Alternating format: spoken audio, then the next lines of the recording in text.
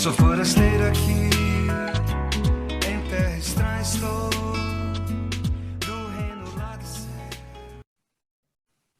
Olá, querido ouvinte, amado irmão, seja muito bem-vindo ao programa de número 4 do Forasteiro Podcast. Hoje temos a ilustre presença do nosso companheiro, do nosso irmão em Cristo, Saulo Daniel. Seja muito bem-vindo. Paz e graça, Saulo.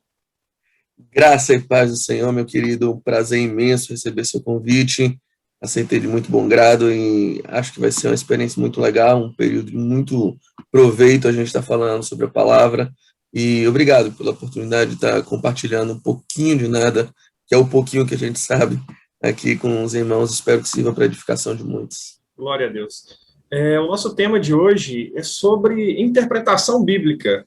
Mas antes disso, Saulo, gostaria que você apresentasse de qual igreja que você tem frequentado para o nosso ouvinte e que você pudesse falar um pouco do seu trabalho lá no Jesuscope, as lives que você tem feito nas segundas-feiras com o pastor Anchieta Carvalho, se você pudesse apresentar um pouco, embora dispense apresentações.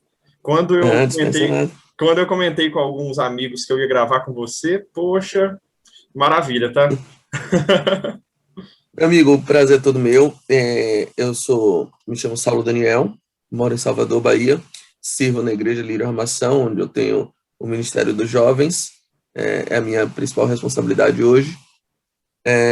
Também tenho um trabalho de ensino, eu dou aula em alguns cursos bíblicos, tanto em Salvador quanto fora, na Escola do Rei, em São Gonçalo, na comunidade, no curso Carisma da Igreja da Lagoinha, dou aula em alguns lugares, sempre na área de interpretação bíblica.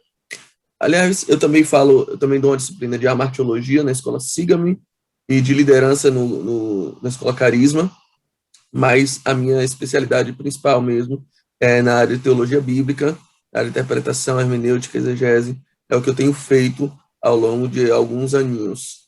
Tá? Tenho formação tanto na área teológica quanto na área jurídica. E sou advogado de profissão, é disso que eu vivo, é isso que traz o leite do meu filho, que é muito caro. Mas a minha paixão mesmo é na área da teologia bíblica, é no ensino e nas ministrações da igreja. Eu tenho um histórico que por 30 anos eu servi na Igreja Cristã Maranata, da qual eu guardo muito carinho, tive uma história muito, muito bonita lá, tenho muitos amigos, uma família, e há algum tempo já me desvinculei e hoje sirvo na Igreja Lírio Armação aqui em Salvador. Sobre as lives com o pastor Anchieta, na verdade foram 3 lives apenas, não sequenciamento. Eu faço lives toda segunda-feira já há algum tempo, há mais de ano, e aí nessas últimas 3 segundas-feiras a gente fez um trabalho de resgate de alguns valores, sobretudo valores escriturísticos, sobre o que é a igreja e o que é a palavra de Deus. Acho que foram encontros muito proveitosos e acho que serviu, sobretudo, e o principal ganho que eu vejo, que eu avalio nisso, é estreitar a relação. Acho que evangelho é relacionamento, evangelho é mesa, evangelho é partilha, e graças a Deus eu acho que eu ganhei um amigo. Não conhecia de forma próxima, e agora eu posso dizer que eu tenho nele um amigo, e isso para mim muito me alegra, sabe? E sobre o Jesuscope, é uma caminhada de um pouquinho mais tempo, já há uns 10 anos que a gente caminha junto, que Douglas é um grande amigo, e tem algum tempo também que a gente teve uma ideia, comendo uma parmegiana no estádio do Bragantino, veio ao nosso coração a ideia de fazer um trabalho de resgate dos valores das Escrituras, porque, infelizmente, aqui no Brasil, a Bíblia é um livro passado por tradição oral. As pessoas não leem, as pessoas mais acreditam no que ouvem. Então, há um déficit interpretativo muito grande, e a nossa tentativa com esse quadro é, de forma muito humilde, tentar resgatar o sentido original de alguns textos que são muito conhecidos, mas fora do seu contexto ou fora da sua melhor interpretação. A nossa tentativa é trazer edificação, trazer vida, trazer conhecimento para a igreja por meio desses quadros que chama Você Entendeu Errado. No início parece meio insulto, mas eu juro que não é nossa intenção. Nossa vontade é apenas trazer de forma bem humorada, de forma leve, de forma tranquila, pouco do que a gente aprendeu. Obviamente, a gente não inventou a roda, tudo que a gente fala ali, muita gente bem melhor e bem mais qualificada que a gente já falou antes, mas nem todo mundo tem acesso a esse tipo de material, então a gente tenta traduzir isso de uma linguagem clara e acessível para todo mundo. E, por fim, eu também sou torcedor do Bahia, que está na primeira divisão, ao contrário do Vasco. Mas vamos lá. Olha, começou o bullying, né? Inclusive, eu falei Segue aqui, o barco. eu já falava nos bastidores aqui com o Saulo, que a primeira vez que eu fui conhecer o estádio do Vasco, que ao contrário de alguns times aí, tem estádio. Foi no Vasco e Bahia que o Vasco veio a perder, mas fazer o quê, né? É o cara que mora num casebre, numa favela, mas é próprio, fica zoando do camarada que tem uma mansão no Alphaville. Ah, mas tá alugada. Ele mora de aluguel na mansão no Alphaville, mas não é seu, eu moro numa favela que é minha. Então, o cara joga em São Januário e tá zoando porque joga na Fonte Nova, padrão FIFA, mas vamos lá. Olha que eu nem me referi ao Bahia, mas enfim, né? Mas, tá. Olha... Pode ser o Maracanã também. Pois é. Mas é interessante que a gente já começou de modo descontraído e é muito a pegada que o Você Entendeu Errado tem, né? Que é uma maneira que daqui a pouco a gente entra nos temas da nossa conversa, mas é que grande parte do público não consegue, às vezes, entender algo mais acadêmico, algo mais aprofundado, mas de modo mais leve a gente consegue levar esse bate-papo, a gente consegue levar esse tema para o povo entender. Ô, Saulo, há um inconsciente coletivo de que o evangelho precisa ser chato, de que falar sobre Bíblia tem que ser algo extremamente metódico, algo extremamente sério, e qualquer resquício de alegria, qualquer resquício de prazer, de sorriso, de gracejo, de piada, soa extremamente pecaminoso. Eu acho que isso não é bíblico. Acho que há uma ordem bíblica no regozijai-vos. Uma vez mais os digo regozijai-vos, de modo que não se alegrar em Deus, para mim, sim, beira a pecaminosidade. Não ter alegria naquilo que você faz, não sentir prazer no exercício, na análise, na relação sua com as escrituras, com a vida devocional, com a vida confessional, para mim, isso sim beira a pecaminosidade. Logicamente, a gente tem que ter o momento de mais seriedade, só que se isso for o tempo todo tempo sério, todo tempo, às vezes, eu diria, até rabugento, isso pode até afastar as pessoas do evangelho.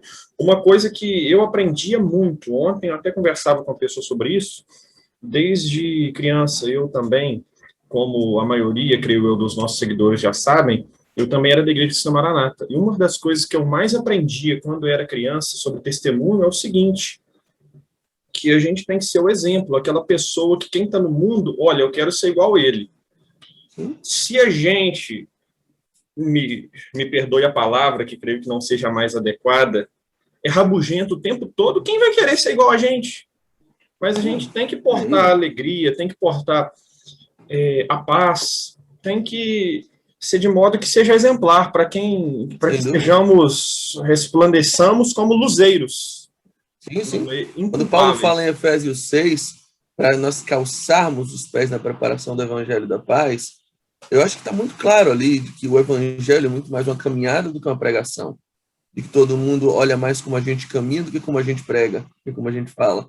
Então, ele olha para o nosso caminho para saber se cai com a gente. Então, se o nosso caminho for uma caminhada de amargura, de pessoas que são simplesmente sisudas o tempo todo, uma caminhada que trescala mau humor, trescala aquela seriedade ostensiva e até negativa, ninguém vai querer trilhar por esse caminho. Dá os teus sapatos aí e vai sozinho, querido. Isso não é evangelho. Então, eu penso que o evangelho é uma caminhada de alegria, de prazer. Esse era o nome do jardim que Deus colocou Adão e Eva no início. Prazer. Evangelho é muito ligado, como você disse, a paz.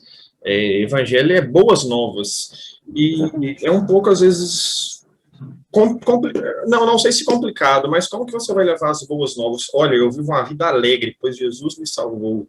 Se você está toda hora rabugento. Mas, enfim.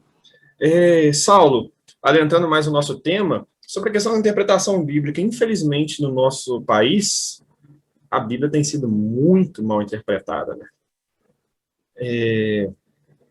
Eu queria que a gente falasse, primeiro, o que não é interpretação bíblica. Como, por exemplo, a gente pode tirar um texto de contexto, um texto clássico para a gente exemplificar isso. É tudo posso naquele que me fortalece. Ah, pega lá Filipenses 4,13, se não me engano. Olha, posso tudo. Eu posso virar milionário, eu posso... Em Deus eu posso tudo, né? Em Deus eu posso tudo, mas se você for ler o contexto, está falando meio que oposto a isso, né? O que não é a interpretação bíblica genuína, Saulo? Pronto. Veja só. Hoje, aqui na minha casa, aqui onde eu moro, está chovendo. Quando você acorda de manhã e você olha para o céu e vê que está tomado de nuvens, e está naquele, como eu digo, o dia está cinza, o dia está branco, qual é a conclusão que você chega? Pensa logo, vai chover. Isso é o quê? Uma interpretação. Tudo é interpretação.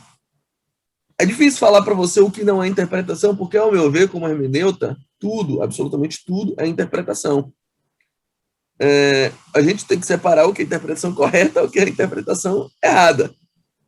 A Reforma Protestante nos deixou um grande legado, que é o livre exame das Escrituras. A possibilidade de todo crente, de todo o servo de Deus, examinar e tirar conclusões a partir do que diz as Escrituras. Só que isso não pode ser confundido com livre interpretação das Escrituras. Entender que qualquer interpretação está certa. Não, isso aqui é o que eu penso, como você vê isso aqui é o certo também. Não, a gente não pode prescindir de método, a gente não pode prescindir de ferramenta. Um dos lemas da Reforma também, acerca da interpretação escriturística, era orare et labutare.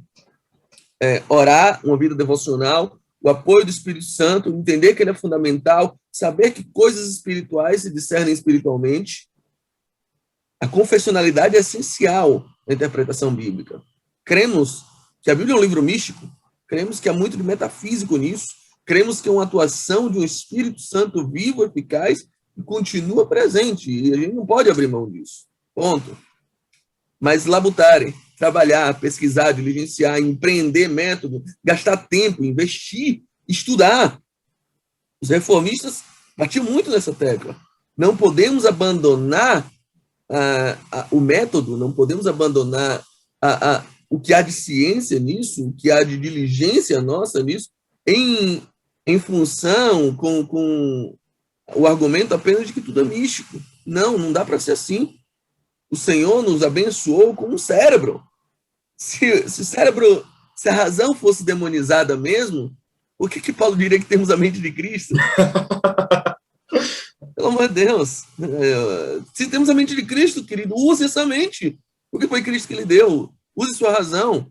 Trabalhe com ela. Sabe? Amolde sua razão ao padrão cristocêntrico.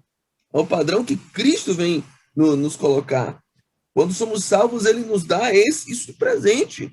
Uma vida ao lado de Cristo tem esse bônus. Começamos a receber os valores dele e eles são impregnados em nós. Então, o que é interpretação? Na verdade, tudo é interpretação. Tudo precisa ser interpretado. Eu brinco, por exemplo, que o artigo do Código Penal mais simples de leitura é o artigo 121. Matar alguém. Matar alguém. Esse artigo precisa ser interpretado? De cara, as pessoas dizem não. Mas vamos lá. Se eu mato uma pessoa que tem morte cerebral, ela está com morte cerebral lá. Crime impossível? Isso é matar ou isso não é matar? Eu atirei nela. Ela morreu? Ela já estava morta? Isso é uma discussão. O que eu estou fazendo, eu estou interpretando a palavra matar. Se eu dou um murro no teu rosto, só porque você é vascaíno e não gosta de vascaíno, é por causa desse murro, você fica tonto, cai, tropeça numa azeitona, bate a cabeça no lápis que estava ali no cantinho da sala e morre. Eu matei você? São as causas subvenientes, né? Perceba, tudo precisa ser interpretado. Um artigo simples como matar alguém comporta assim, um infinito de interpretações. Alguém, quem é alguém? Um cachorro é alguém? Uma mosca é alguém? Se eu pisei numa formiga, eu incorro no artigo 121 do Código Penal, eu preciso ficar preso em reclusão de 6 a 20 anos? Então, tudo precisa ser interpretado, inclusive uma frase boba, como matar alguém. O que é matar e quem é alguém. Eu preciso definir isso. Com a Bíblia, de forma muito mais potencializada. A Bíblia inteira precisa ser interpretada, precisa ser lida, precisa ser diligenciada, precisa respeitar métodos. É isso que difere a interpretação correta de uma interpretação incorreta, uma interpretação legítima de uma ilegítima. A legítima vai respeitar método. Não é que só para o postulado católico, por exemplo, a interpretação legítima é só que decorre do magistério da igreja. Se a igreja disse, ponto. Não parto desse pressuposto, parto do pressuposto reformista, que a interpretação genuína é aquela que respeita método, aquela que respeita toda uma chave, todo um processo, um caminhar hermenêutico, ou na palavra do escritor Grant Osborne, é aquilo que respeita uma espiral hermenêutica, que vai desembocar necessariamente na proclamação da palavra. É aquilo, a Bíblia interpreta a própria Bíblia, né, Saulo?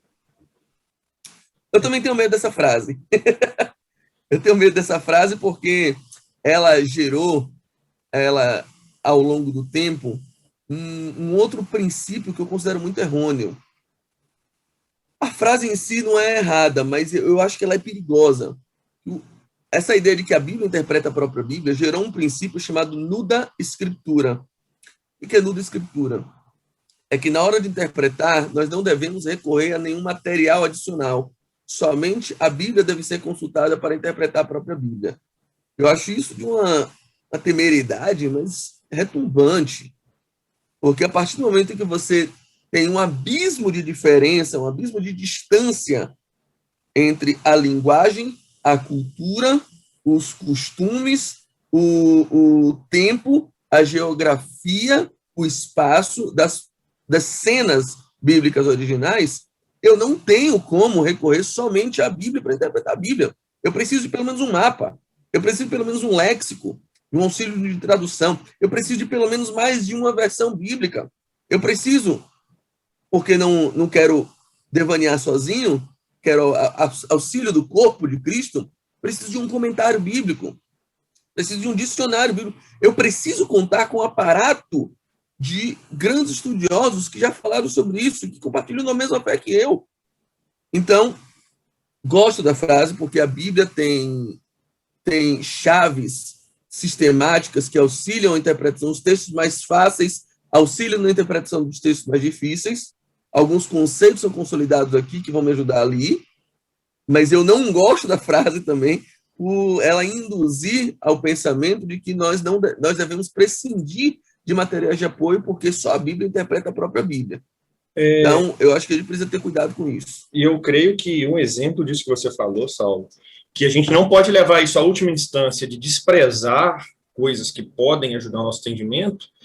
Se não me engano, é a igreja de Laodiceia, que não era quente e nem fria, era morna. Esse texto é maravilhoso. Inclusive, tem um exemplo que, olha, é como Jesus falasse, Jesus fala que ela se achava rica, mas ela era miserável. Se você for ver na história, isso são próprios elementos da... Exato, um trocadilho geográfico na época. Por exemplo, se você lê isso hoje em dia, sem interpretação, sem nenhum livro adicional, sem nenhum livro extra, você pode entender o que está sendo falado ali. Só que para você captar mais ainda, para você ir mais profundo ainda, você tem que entender o que o Senhor Jesus estava falando. É preciso entender que aquela frase foi dita num contexto, numa geografia, num tempo, numa história, em que fazia muito sentido para quem estava ouvindo e que talvez não faça para quem lê hoje. Qual a tua idade, João? 19. Faço 20, se Deus quiser, agora em abril. Você não vai entender muito isso, mas no início dos anos 2000, havia um grito de torcidas no estádio chamado, que dizia, eu tô maluco. A torcida gritava, eu tô maluco. Tá. Era um grito. Isso na época fazia muito sentido, porque tinha a ver com um trocadilho de um programa e tal. Hoje as pessoas olham, você tá maluco? Maluco por quê? Como assim, cara? Por causa do coronavírus? Não sei. Sabe, não faz sentido você interpretar um grito de 20 anos atrás à luz do paradigma atual. É a mesma coisa com relação a escritos de 2000 anos atrás, lidos conforme a cultura de hoje. Como é que esse texto normalmente é interpretado? O cara é morno. Morno é o quê? Porque não é quente, não é frio. É o Raimundo, que tá na igreja, pé na igreja, pé no mundo. É o crente Faustão, domingueiro, né? É esse aí, pronto. Esse crente aí. Então, qual é a lógica de quem interpreta assim? É que quente é o bom, frio é o ruim. Então ele está no meio do bom e do ruim. O quente é estar na igreja, o frio é estar no mundo. Frieza espiritual, aquele negócio. O pessoal de Curitiba deve sofrer, porque é uma frieza que não passa nunca, né? É aquilo. Rio Grande do Sul, imagina. É como se fosse o seguinte: ele não aproveita. A interpretação tradicional pode ser vista da seguinte maneira: ele não aproveita em ser quente, em exemplo, servir a Deus, orar, buscar, e não aproveita os prazeres do mundo, porque ele não está frio, ele está no meio termo ali. Isso é uma lógica esdrúxula. Sim. Porque ele, em primeiro lugar, parte do pressuposto que prazer, na verdade, está no mundo, mas que a vida cristã não é uma vida de prazer. O prazer é no mundo, mas a vida cristã é uma vida de regramentos e que você tem que se submeter ao sofrimento, porque prazer é só no céu. Isso é uma visão quase que gnóstica. É um ascetismo, na realidade, né? Que você tem Total. Isso é loucura. Se você ler Colossenses 2, já dá para tirar bastante. Você quebra muito isso aí. Mas esse texto, o próprio texto em si, o próprio contexto, já dá uma quebrada nele. Porque a continuação do verso, ele vai dizer: eu gostaria, ou quem dera, você fosse frio ou quente. Ele coloca frio no mesmo patamar que o quente. Assim, frio e quente são bons. Você é ruim é porque é morno. Então não dá para você dizer que frio é um mundano, porque o texto está dizendo frio é bom. Eu queria você frio, ou eu queria você quente. E aí, com um mapa na mão e com algum auxílio de um dicionário bíblico, de algum rito histórico, você consegue descobrir que há, de fato, uma alusão ali, uma posição geográfica de Laodiceia que ficava entre Hierápolis e Colossos. Hierápolis era muito famosa por ter águas termais com propriedades curativas, águas quentes, eram as correntes de água de Hierápolis. Colossos era famoso por ter a água potável mais saborosa do mundo, sabe? Com a temperatura boa, águas geladas que corriam nas correntes de Colossos. No meio dessas duas cidades ficava do equilíbriozinho, né? Ficava a morna, ficava Laodiceia, que não era nem termal, não curava ninguém, e não era boa para beber, na verdade dava enjoo, dava vontade de vomitar. Então, a água morna tem essa propriedade. E aí, essa era uma crítica direta à intensidade daquela igreja. O escritor está dizendo: vocês não conseguem ser intensos, vocês não se devotam, vocês não se entregam. O problema de vocês não é doutrinário. Repare que do lado de Esmirna é a única carta que não tem nenhum juízo doutrinário sobre eles. Laodiceia não sofria com Jezebel, Laodiceia não sofria com os falsos judeus, sinagoga e Satanás, Laodiceia não sofria com os ensinos de Balaão. Laodiceia não tinha esses problemas que as outras igrejas tinham. Mas Laodiceia também não tem nenhum elogio. Por quê? Porque o elogio dela vem dela mesma, é o elogio de boca própria, é o vitupério do elogio de boca própria. De nada tenho falta. De nada tenho falta. Se você não tem falta de nada, você não busca nada. É isso que ele está criticando. Você se julga suficiente, você se julga pleno e dispensa o ouro que eu tenho para te dar. E dispensa o colírio para melhorar essa sua visão de si mesmo. Porque você olha no espelho e vê uma coisa maravilhosa, mas você não sabe que, na verdade, você é pobre, miserável, cego e nu.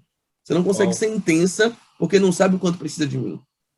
Então, é falsa visão de si mesmo.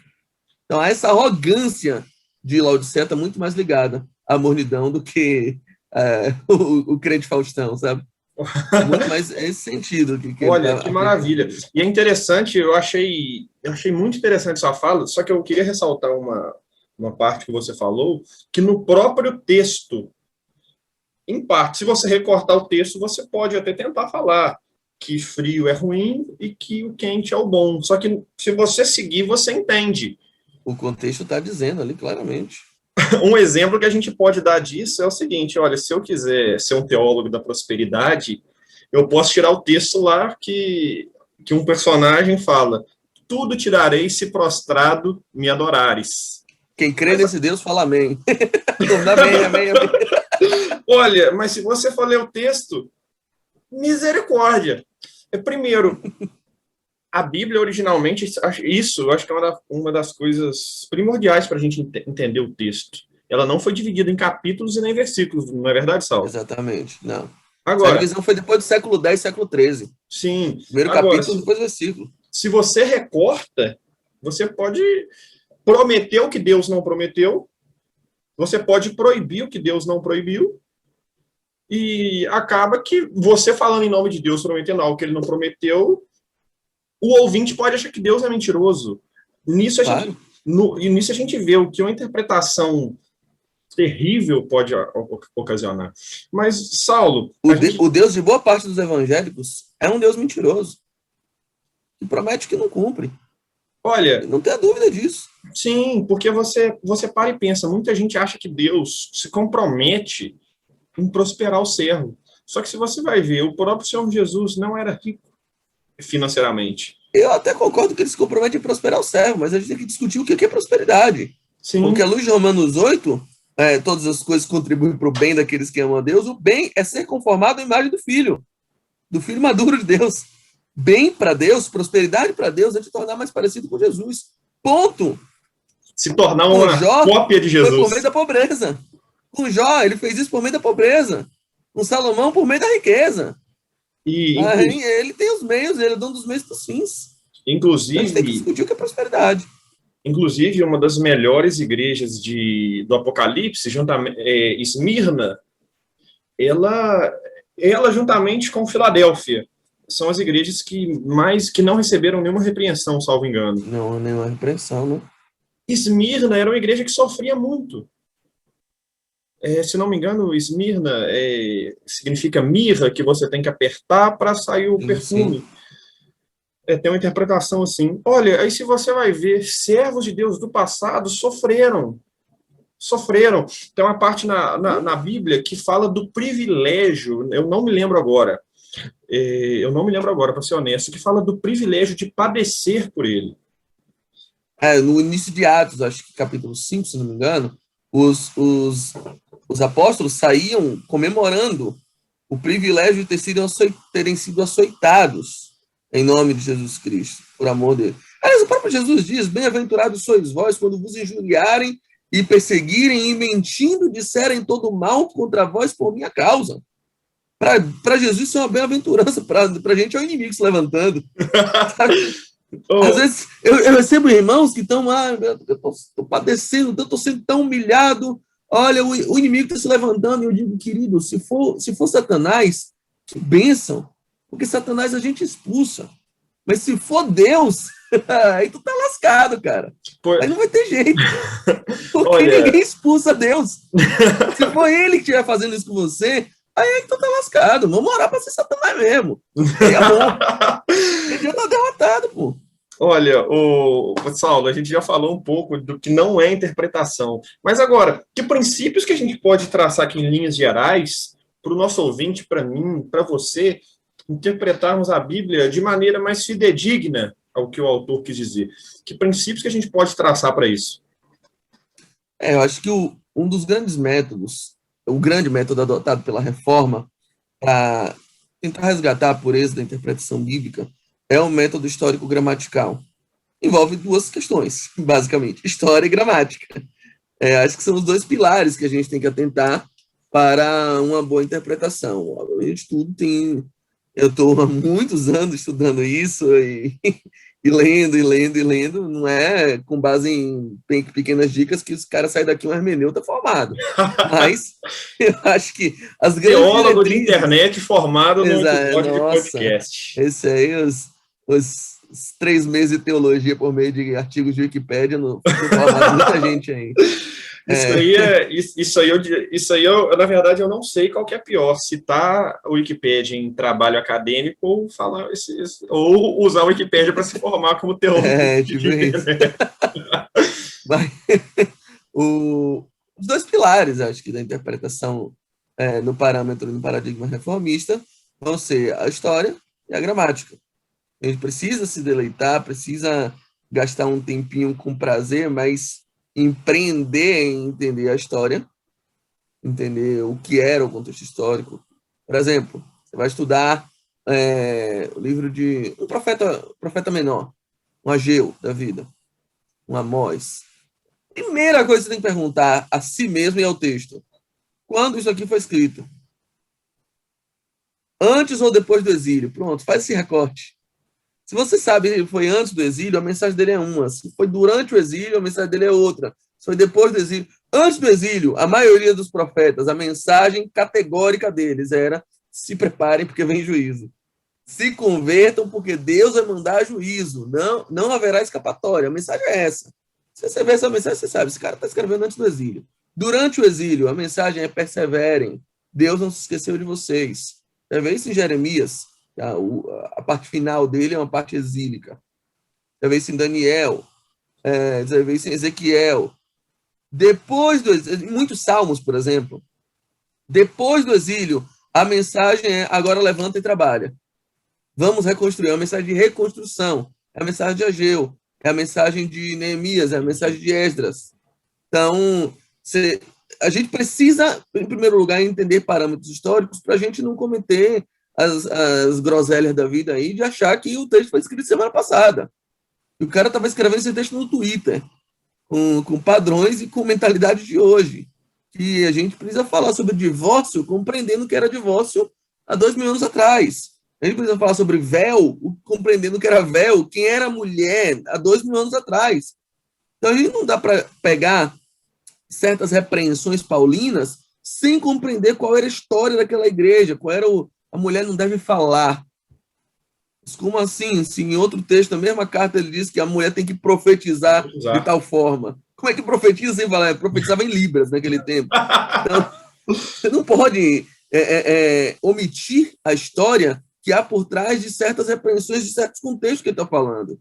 Você não pode esquecer, você não pode não pesquisar e descobrir que existiam em Corinto prostitutas cultuais e que as mulheres que normalmente tinham proeminência nos seus cultos, nas suas religiões, nos seus rituais religiosos, eram mulheres associadas a rituais de depravação moral. E que Paulo não desejava isso. E que quando Paulo diz, por exemplo, que ao homem é desonra ter cabelo comprido, aquilo não pode ser um padrão eterno.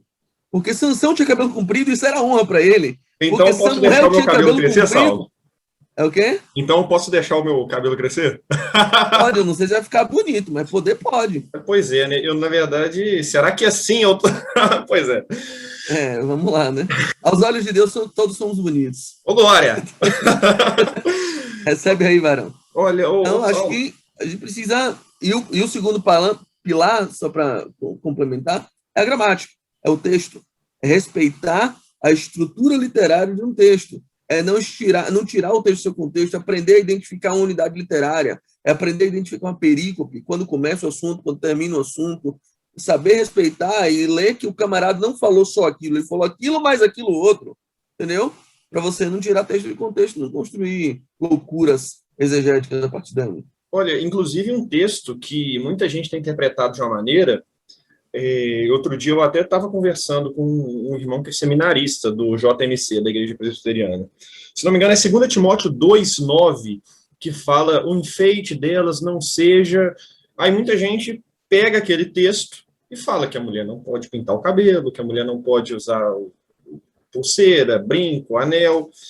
Mas se você entender o contexto, não é muito bem isso, né, Saulo? Inclusive... Outro livro que a gente pode citar é o livro de Hebreus, que, para você entender o livro de Hebreus, você tem que entender o que estava acontecendo, dos judaizantes, de irmãos que estavam vindo da antiga aliança, estavam confundindo um pouco as coisas. Enfim, Saulo, a gente pode pegar esses elementos históricos e interpretar, mas como que a gente pode, à luz dos elementos históricos e à luz do texto, aplicar isso na gente atualmente, aplicar isso no nosso contexto? Esse é o trabalho da hermeneuta. A hermenêutica vem trazer exatamente quais são os valores, padrões morais, proféticos e eternos que estão por trás de uma ordem que é temporal. Homem não corte o cabelo, homem não deixe o cabelo crescer. Esse é um padrão eterno? Não, a Bíblia mostra que não é. Samuel tinha cabelo grande, Sansão tinha cabelo grande, por ordem do Senhor, os nazireus eram assim. Então, esse não é um padrão eterno. Mas qual é o padrão eterno que está por trás dali? A necessidade de o Filho de Deus, de aquele que professa a fé em Deus, ser um padrão moral à sociedade, ser irrepreensível, ser alguém digno de ser imitado, ser alguém que não tendo que se envergonhar diante de uma sociedade. Vocês serão um padrão moral para se seguir. Pronto. E o padrão moral em Corinto, hoje, é que homens que têm cabelo crescido são homens com uma sexualidade talvez questionada diante da sociedade. Naquele momento era assim. Porque, para aquela sociedade, o cabelo crescido era um padrão feminino. Então, homens, não usem esse padrão feminino. Não queremos que a nossa comunidade, que já é tão perseguida, seja confundida com qualquer tipo de situação assim, que na sociedade é extremamente reprovável. Então, não dá para a gente achar que a ordem em si, a ordem prática em si é um padrão eterno. Não. Mas por trás dela, a motivação dela, o porquê dela, é um padrão eterno sempre. Então, a gente precisa entender não só o que o texto diz, mas por que o texto diz o que diz. É muito interessante em ver que a própria palavra de Deus dialoga com a cultura. Muita gente isola cultura de Bíblia, Bíblia de cultura. Só que, é lógico, tem princípios que são imutáveis, mas muitas coisas, diria, talvez, secundárias... Veja só, eu acho que todos os princípios de Deus são imutáveis. Sim, perdão. Todos os princípios. Mas os princípios, por vezes, eles se traduzem em comandos que são mutáveis. Não porque Deus muda, mas porque o homem muda. Porque o homem do século XXI é diferente do século I. Nós mudamos, Deus não. Os princípios são imutáveis. Esse mesmo princípio é aplicável à vida de Sansão de um jeito, à vida de Paulo de outro jeito. Mas o princípio é o mesmo. Não sei se me fiz claro nisso. Sim, inclusive é o seguinte, e a gente, nós como servos, eu creio que a gente deve portar da seguinte maneira. Se eu vou em alguma denominação, se eu vou, por exemplo, tocar flauta lá, e lá não pode o uso de barba, ainda que meio falhada a minha, para não gerar alguma dissensão, creio que seja válido você tirar. Mas agora, se eu estou indo numa denominação que precisa de quem toque, que quem pregue, use o paletó, que eu use. Porque eu creio que isso dialoga muito dessa maneira, que não é uma ordem bíblica, mas ao ponto que isso, como nós devemos ser exemplo na sociedade, no lugar que nós estamos, para não sermos até mesmo pedra de tropeço. Seria isso, Saulo? Alguma aplicação possível? Acho que sim, acho que é uma aplicação possível, sim. A gente só não pode, eu entendo, se acomodar com certos desvios que a gente acaba compactuando. Hoje em dia, você vê, eu não tenho barba praticamente. Na época da Maranata, inclusive, eu fiz de laser. Então, minha barba hoje cresce de forma absolutamente aleatória. Mas eu, sinceramente, não gosto de ir. Já tive esse pedido de ministrar, de pregar em igrejas que pedem para tirar barba. Eu acho que é um padrão retrógrado. Eu acho, sinceramente, mas em hipótese nenhuma. Eu normalmente hoje recuso os convites. Você olha, então eu prefiro não ir, tal, não escandalizar ninguém. A última coisa que eu vou fazer é ir lá de barba. Isso eu não vou fazer. Eu não vou ministrar de barba, vocês vão ter que me engolir. Não vou. Porque isso é ferir consciência de irmãos. Mas acredito que esses irmãos que estão presos a certos padrões, que não têm qualquer correspondência bíblica e que vão se movendo de uma forma a tornar a Bíblia um livro obsoleto, esvaziado, engessado no passado, fruto de má interpretação, acredito que isso não é um padrão salutar, não é saudável. Então, respeitar a cultura deles, apesar de eles estarem envolvidos numa cultura completamente diferente, muitas vezes se torna uma ilha dentro de uma cidade, o que eu acho que é muito prejudicial ao evangelho. Acaba que eles ficam falando só entre si, não dialogam, não evangelizam, não levam a mensagem mundo afora. Respeitar isso é fundamental, respeitar a consciência dos irmãos é fundamental. Mas acredito que o trabalho do intérprete, o trabalho do hermeneuta, o trabalho do exegeta é, de fato, tentar promover a melhor interpretação possível, até para que a gente possa dialogar melhor com o mundo de hoje, com a realidade presente. Então, na medida do possível, eu tento sempre trazer instrução para os irmãos, obviamente, dentro das minhas limitações, dentro do padrão de confiabilidade que eles vão ter em mim, mas eu não sou muito de compactuar com isso não, sabe? Não gosto muito não. Respeito sempre os ambientes onde eu vou. Quanto ao paletó, não tenho nenhum problema, não gosto de usar, apesar de ser advogado, mas se tiver que Enfim. usar, eu respeito os ambientes. Mas com relação à barba, eu acho um pouquinho pesado, sendo muito sincero, é uma questão pessoal minha. Prefiro não ir. Não, perfeito. Olha, Saulo, infelizmente o nosso tempo aqui está acabando, mas eu gostaria que você concluísse aqui para o nosso ouvinte como que ele pode finalizar essa questão de interpretação. Logicamente, ao lermos a Bíblia, devemos pedir ajuda a Deus, devemos orar, mas como que a gente pode ler um texto? Olha, o que você está querendo dizer? Para a gente poder finalizar esse nosso bate-papo. Basicamente, ele tem que investir tempo. Ele tem que... Uma das dicas de ouro que eu dou, por exemplo, é nunca leia a Bíblia somente uma versão. Os italianos têm um ditado latino, que é tradutor e traditório. Todo tradutor é um traidor. Então, a gente tem diversas traduções, em diversas formas de traduzir diferentes. A gente tem traduções dinâmicas, traduções formais, mais perto do original, mais perto da ideia original. Então, harmonize versões, nunca leia somente uma, você vai ampliar muitos horizontes. Obviamente, tinha milhões de outras dicas, mas eu acho que essa é uma dica que já vai fazer você avançar bastante. Leia grandes porções da Bíblia, nunca leia o filé da Bíblia, nunca leia a caixinha de promessas, não se baseie nas máximas. Tudo posso naquele que me fortalece. Sim, qual é o texto que vem antes, o que é que vem depois, sabe? Procure saber isso para você ter uma melhor compreensão do texto. Quanto mais próximo da verdade, mais próximo da liberdade. É só a verdade que vai te libertar. A gente vive num contexto religioso, num contexto eclesiástico, onde toda sorte de interpretações racistas, excludentes têm sido feitas. Por exemplo, o cara que usa um cabelo tipicamente negro, associado a cor preta, esse camarada normalmente é orientado a cortar o cabelo, sabe? Não, corta esse cabelo tá feio. Irmã, não vou... Já vi irmã que pastor recusou se batizar porque ela usava um cabelo estilo Black Power. Não vou batizar você, irmã. Você tem que cortar esse cabelo, tem que alisar esse cabelo. Porque, sabe lá Deus por quê, meu? Por conta de má interpretação bíblica. O que eu quero dizer é que interpretação bíblica não é um fetiche gospel. Não é um capricho da razão. Não. Interpretação bíblica é algo fundamental para não criarmos sistemas de manipulação religiosa, para não acabar com tua vida, querido, para não colocar sobre você fardos e julgos que ninguém merece carregar e que ninguém precisa carregar. Fardos que às vezes são excludentes, são racistas, são capazes de causar um mal-ferimento da sua alma e do qual você nunca vai se recuperar. Isso tudo, muitas vezes, pode ser resolvido somente com uma boa interpretação bíblica, com a leitura, com a diligência, com boa vontade de entender de fato o que o texto diz e não colocar a palavra na boca de Deus, proibindo o que Deus nunca proibiu e censurando aquilo que ele nunca censurou.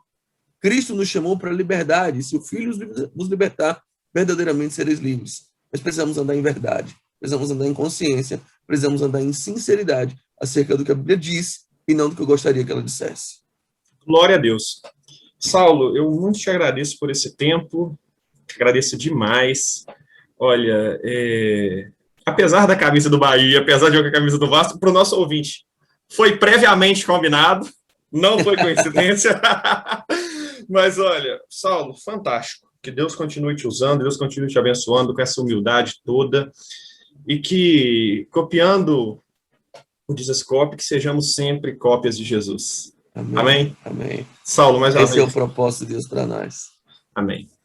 Mais uma vez, muito obrigado. Você, nosso ouvinte, também, muito obrigado. E é isso. Assim finaliza o nosso programa de número 4 do Forasteiro Podcast. O Senhor é bom, o seu amor dura para sempre.